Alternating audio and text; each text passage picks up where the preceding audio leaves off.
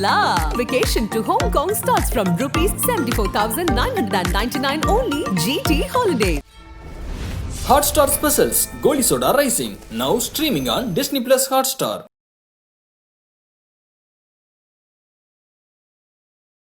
இல்லை நான் வந்து நல்ல மனிதன் அப்படின்னு டைரக்டர் ஜெனரல் போலீஸ்க்கு போய் பக்கத்தில் உட்காந்து கிஃப்ட் கொடுக்கறது, மந்திரிகள் பக்கத்துல எல்லாம் போய் கிஃப்ட் கொடுக்கறது. கட்சியில இவர் இருந்திருக்காரு, கட்சியில இருந்திருந்தாலும் வடசென்னையில் திருட்டு சிடி வாங்கி வியாபாரம் பண்ணக்கூடிய பொருட்கள் அதில் பல முறை எம்கேபி நகர் காவல் நிலையத்தில் கைது செய்யப்பட்ட நபர்.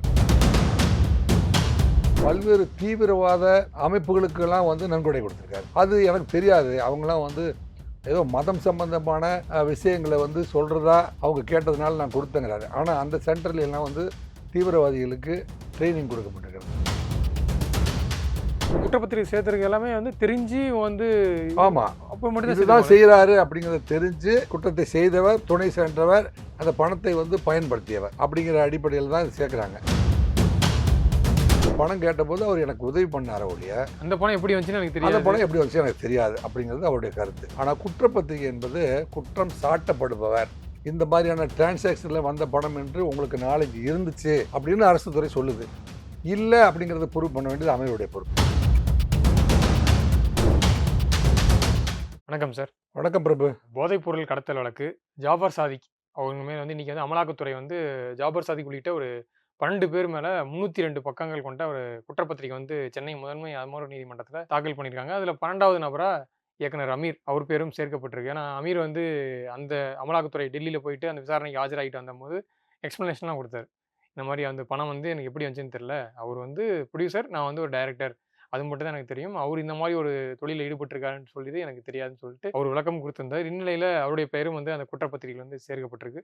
சொல்லுங்கள் சார், இந்த வழக்கு இதன் பிறகு எப்படி மூவ் ஆக போகுது? ஏன்னா சார்ஜ் ஷீட் ஃபைல் பண்ணியாச்சு, எப்படி மூவ் ஆக போகுது சார்? அமலாக்கத்துறை இது இது பார்த்தீங்கன்னா ஒரு தமிழ்நாடு மட்டுமல்ல, இந்தியா மட்டுமல்ல, ஏன் பாரத பிரதமர் திரு நரேந்திர மோடி அவர்கள் கூட சென்னைக்கு வந்த கூட்டத்தில் தமிழ்நாடு போதை பொருள் கேந்திரமாக மாறிவிட்டதோ என்று கருதுகின்ற அளவிற்கும், ஆட்சியாளர்கள் அத்தனை பேருமே துணை போயிருக்கிறார்கள் என்று சொல்கிற அளவுக்கு ஒரு மிகப்பெரிய தாக்கத்தை உருவாக்கியது தான் இந்த ஜாபர் சாதிக்குடைய மெத்தம்பேட்டமின் சூடோஃபெட்ரின் வழக்கு. இந்த மெத்தம்பேட்டமின் சூடோஃபெட்ரின் அப்படிங்கிற பொருளை அது போதை தரக்கூடியதாக அங்கே போய் மிக்ஸ் பண்ணோடனே மாறும் அப்படிங்கிறத தமிழ்நாட்டில் இருக்கிற அத்தனை பேருக்கும் மனப்பாடம் செய்து கொடுத்தவர் தான் ஜாபர் சாதிக். கிட்டத்தட்ட 2000 கோடி ரூபாய் டிரான்சாக்ஷன் நியூசிலாந்து, மலேசியா, சிங்கப்பூர் மற்றும் சில நாடுகள். ஸோ ஒரு இன்டர்நேஷ்னலி இப்போ அமெரிக்காவுக்கு நம்மளுடைய முதல்வர் போய் கிட்டத்தட்ட ஆயிரக்கணக்கான கோடி ரூபாய்களை முதலீடாக எடுத்து வர்றாங்க. அங்கே வாழ்கிற தமிழர்கள் அத்தனை பேருமே நம்ம முதல்வர் அங்கே போனதை ரொம்ப பெருமையாக கொண்டாடி இருக்காங்க. எங்கள் நாடு தமிழ்நாடு ஒரு அமைதி பூங்கா, எதிர்காலத்தில் தொழில் நகரமாக மாறட்டும் அப்படின்னு அமைதி பூங்காக திகழட்டும், கல்ச்சரல்லே உலகத்துக்கே முதன்மை நாடாக அமையட்டும் அப்படின்லாம் தமிழ்நாட்டில் தமிழ்நாட்டுக்கே ஒரு மிகப்பெரிய பெருமை அப்படின்னா கவர்னரும் முதல்வர்களும் எல்லாம் சொல்கிறாங்க இல்லையா, அதுபடி கலாச்சாரம் அப்படிங்கிறது தான். கலாச்சாரம் 1000 2000 ஆண்டுகளுக்கு முன்னே வள்ளுவன் தன்னை உலகிற்கு தந்து வான்புகள் கொண்ட தமிழ்நாடு, அறம் செய்ய விரும்பு என்று 3000 வருடத்திற்கு முன்பே அறம் பற்றி கூடிய ஒரு தமிழ்நாடு. இதில் தனி மனித ஒழுக்கம் அப்படிங்கிறது, போதைங்கிறது இதை கள்ளச்சாராயம் காய்ச்சாரு குடிப்பார், கல் கட்டுவாங்க குடிப்பாங்க அப்படிங்கிறது தமிழ்நாட்டில் இருக்கிற அத்தனை குடும்பங்களுக்கும் தெரியும். ஏனுங்க, ஒரு சில மாற்று கலாச்சாரத்தின் பெயரில் சொல்லிட்டு இருக்காங்க பார்த்தீங்களா, அவங்களுக்கு தான் அது புரியாது. ஏன்னா நம்ம கலாச்சாரத்தை விட்டு அவங்க வெளியில் போய் பேசிட்டு இருக்கிறாங்க.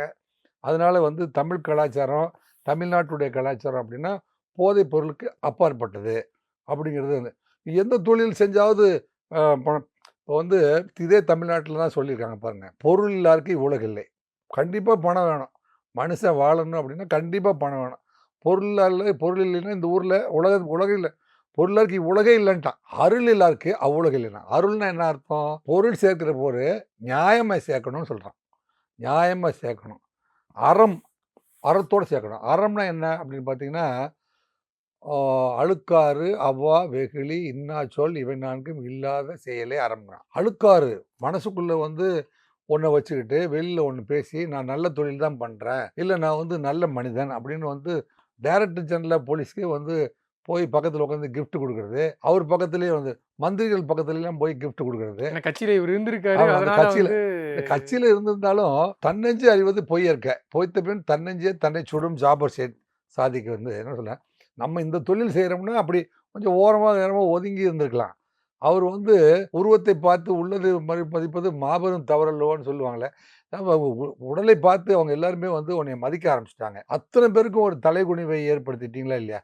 இப்ப நீங்க கேட்கிறபடி பார்த்தீங்கன்னா, 12வது குற்றவாளியா வந்து திரு அமீர் அவர்களை சேர்த்துட்டாங்க. திரு அமீர் வந்து பார்த்தீங்கன்னா, அ தமிழ் தேசிய வழியில கூட வந்து தன்னுடைய கருத்துக்கள பதிக்கக்கூடியவரு. தமிழ் மண்ண ரொம்ப விரும்புறவரு. தமிழ் மொழி மேல ரொம்ப பற்றுடையவரு. ஏன்னா ஆரம்பத்துலேருந்தே அவர் என்ன சொல்லிட்டு இருக்காருன்னா, ம். இந்த விஷயத்துல என்ன வந்து யாரும் நீங்க ஈடுபடுத்த வேணாம். நான் வந்து நிரபராதின்னு நிரூபிப்பேன் அப்படின்னு நிரபராதின்னு சொல்லியிருக்காரு. நிரூபிப்பேன். ஃபர்ஸ்ட் நான் அறம் சார்ந்த வாழ்வியல்ல வந்து தமிழர்களுடைய அறம் சார்ந்த வாழ்வியல்ல மிகவும் பற்று கொண்டவரா அவர் வந்து தன்னை வெளிப்படுத்திக் கொண்டும், அதற்கான சூழ்நிலையா இப்போ க ஜல்லிக்கட்டு போராட்டத்தின் போதெல்லாம் வந்து கூட பிறந்து தமிழுடைய கலாச்சாரம் வந்து எப்பவுமே வந்து நிலைத்திருக்கணுங்கிறதுக்கெல்லாம் போராட்டம் நடத்துறதுக்கு, அந்த அது குறித்த கூட்டங்களுக்கும், போராட்டவாதிகளுக்கும் தொடர்போட இருக்கிற ஒரு நபர். இப்போ வந்து குற்றப்பத்திரிகையில பேர் இப்ப சேர்த்துட்டாங்க. குற்றப்பத்திரிகையில அவர் சேர்த்திருக்காங்கன்னா, இப்ப அவருடைய மனப்போராட்டம் என்ன அப்படின்னா, இவரு இந்த மாதிரி ஒரு தொழில் செய்யறதா சொல்லி அந்த பணத்தை எனக்கு குடுக்கவில்லை.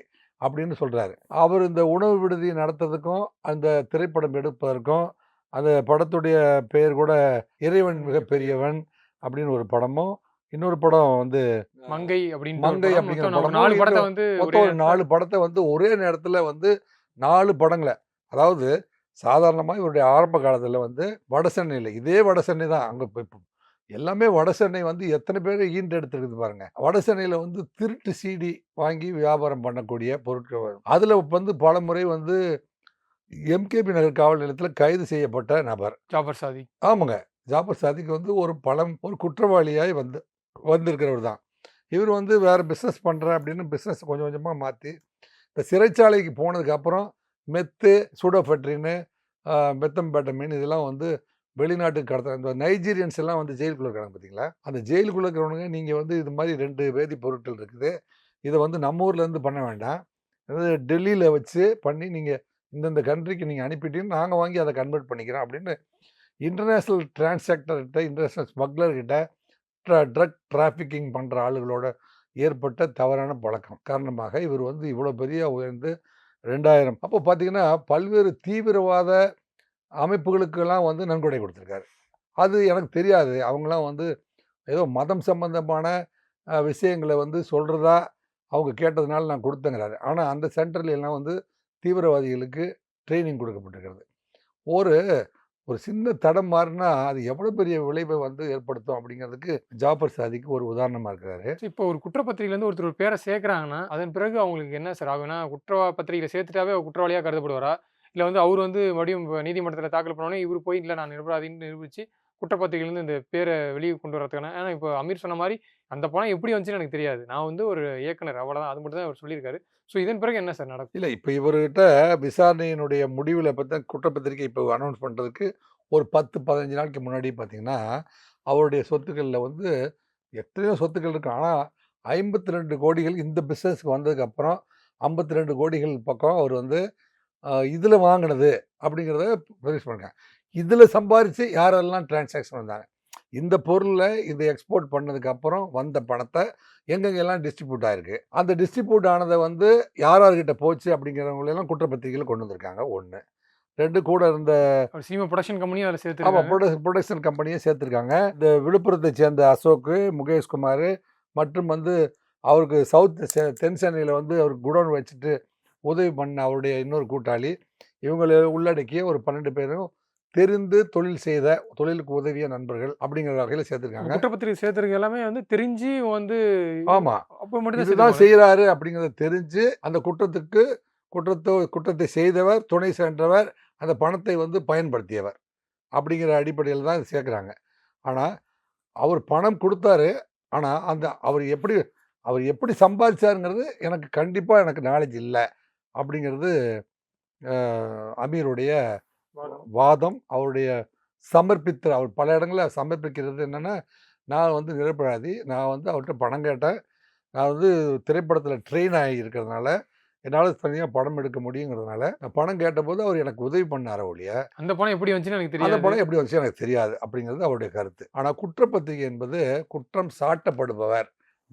அரசு துறை என்ன செய்யணும், அரசு தரப்பு அப்படின்னு சொன்னால், அரசு தரப்பு இவ்வளோ பெரிய தொகையை வந்து அவர் என்ன தொழில் செய்து கொண்டிருக்கிறார் அப்படின்னு தெரியாமல் இவ்வளோ பெரிய தொகையை கொடுத்திருந்தால் நீங்கள் எப்படி பெற்றுக்கொள்ள முடியும்? அதில் வந்து உங்களுக்கு கண்டிப்பாக நாலேஜ் இருக்கலாம், இருந்திருக்கக்கூடும் அப்படிங்கிற ப்ரிசம்ஷனில் தான் வந்து அவங்க வந்து சார்ஜ் ஷீட்டில் சேர்ப்பாங்க. சார்ஜ் ஷீட்டில் இது வந்து அரசு துறை என்ன செய்யுது நினைக்குது அப்படின்னா, சார்ஜ் ஷீட்டில் சேர்த்துட்டாங்கன்னா குற்றம் மேலே சாட்டப்பட்டவர் அப்படின்னு ஆயிடுச்சு. என்ன சாட்டப்படுதுங்க, இந்த மாதிரியான டிரான்சாக்ஷனில் வந்த பணம் என்று உங்களுக்கு நாலேஜ் இருந்துச்சு அப்படின்னு அரசு துறை சொல்லுது. இல்லை அப்படிங்கிறத ப்ரூவ் பண்ண வேண்டியது அமீருடைய பொறுப்பு. இப்போ நீதிமன்றத்தில் அவர் வந்து தன்னுடைய நீதிமன்றத்தில் முன்பு அவங்க அதுக்கான தஸ்தாவேஜுகள், சாட்சிகள் எல்லாம் இவர் இந்தந்த குடோனுக்கு வந்தார், இந்தந்த தேதியில் போனார், இந்தந்த தேதியில் முன்னாடியே அரெஸ்ட் ஆகியிருந்தார், அது எப்படி இந்த ஹிஸ்ட்ரி உங்களுக்கு தெரியாதுன்னு நீங்கள் சொல்லலாம். நியூசிலாந்திலிருந்து ஒரு ஏஜென்சி வந்து அமெரிக்காவுக்கு இன்டெலிஜென்ஸ் சொல்லுது, அமெரிக்கா இன்டெலிஜென்ஸ் வந்து இந்தியா இன்டெலிஜென்ஸ்க்கு எக்ஸ்சேஞ்ச் பண்ணுது, இந்தியன் இன்டெலிஜென்ஸ் ஏஜென்சி வந்து தமிழ்நாட்டுக்கு சொல்லி, அல்லது தமிழ்நாட்டுக்கு கூட சொல்லாமல் வந்து இடி அவங்கள வச்சு இதை வந்து ஆப்ரேட் பண்ணுறாங்க. இவ்வளோ பெரிய தகவல்கள், ஒரு சின்ன தகவல் அமெரிக்காவிலேருந்து வந்தோடனே வந்து இடி இவ்வளோ பேரையும் பிடிச்சி கைது பண்ணுற அளவுக்கு இன்ஃபர்மேஷனை கேதர் பண்ணியிருக்குது என்று சொன்னால் வந்து இவங்க வந்து ப்ரிசம்ஷனில் வந்து இப்போ வந்து குற்றம் சாட்டி விட்டார்கள் அப்படின்னு அர்த்தம். குற்றம் சாட்டப்பட்டு விட்டீர்கள் அப்படின்னு அர்த்தம். உங்கள் நாலேஜ் படி தான், உங்களுக்கு ஒரு நாலேஜ் தெரிஞ்சு தான் நீங்களாம் வந்து இந்த 12 பேரும் வந்து டிரான்சாக்ஷனில் இருந்தீங்க அப்படின்னு சொல்ல வருது. அமீர் வந்து எனக்கு அதை பற்றிய நாலேஜே இல்லை அப்படிங்கிறத வந்து ப்ரூவ் பண்ண வேண்டிய burden of proof lies on the accused இந்த சென்ஸு குற்றம் சாட்டப்பட்டவர் அதான் வந்து நான் நிரபராதி என்று நிரூபிக்க வேண்டும். அவருக்கு நீதிமன்றத்தில் வந்து வழக்குரைஞர்கள் எல்லாமே இது வந்து இடி விசாரித்த போதிலும், ஸ்பெஷல் கோர்ட்டு விசாரித்த போதிலும் அவர் வழக்குரைஞர்களை வைத்துக் கொள்வதற்கு அவருக்கு வாய்ப்பு உண்டு. அவர்கள் நிரூபித்தால் அவர்கள் வந்து குற்றமற்றவர் என்று கருதப்படுவார். அவர் சொன்ன மாதிரியே இந்த பணம் வந்து எனக்கு எப்படி வந்துச்சு தெரியாது அப்படிங்கிறத நிரூபிக்க வேண்டிய நீதிமன்றத்தின் முன்பு, இதுக்கு விசாரணை ஆணையத்தின் முன்பு நீங்கள் தகவல் சொல்லிட்டீங்க, அதே வந்து நீதிபதியின் முன்பு வந்து அதே தகவலை சொல்லி அதை வந்து நிரூபிக்க வேண்டிய பர்டன் ஆஃப் ப்ரூஃப் வந்து அமீர் அவர்கிட்ட இருக்குது. அதை வந்து அவருடைய கூற்றின்படி அவர் நிரூபிக்கட்டும் என்று கருதுவோம். கண்டிப்பாக சார். ஏன்னா அடுத்து இப்போ சார்ஜ் ஷீட் ஃபைல் பண்ணியாச்சு, இப்போ அடுத்து கோர்ட்டுக்கு ட்ரையல் வரும்போது கண்டிப்பாக ட்ரையல் வரும்போது வந்து குற்றம் சாட்டப்பட்டவருடைய பட்டியல் இருந்தால் கண்டிப்பாக நீதிமன்றத்துக்கு ஆஜராகித்தான் ஆக வேண்டும். கசப்போ இனிப்போ கடந்து தான் ஆக வேண்டும். கண்டிப்பாக சார். பொறுத்திருந்து பார்ப்போம். இது சம்மந்தமாக நிறைய தகவலை எங்க கூட நேரம் ஒதுக்கி பகிர்ந்துட்டீங்க. உங்கள் நேரத்திற்கு நன்றி சார். நன்றி. Hola! Vacation to Hong Kong starts from rupees 74,999 only. GT Holidays. Hotstar Specials Goli Soda Rising, now streaming on Disney Plus Hotstar.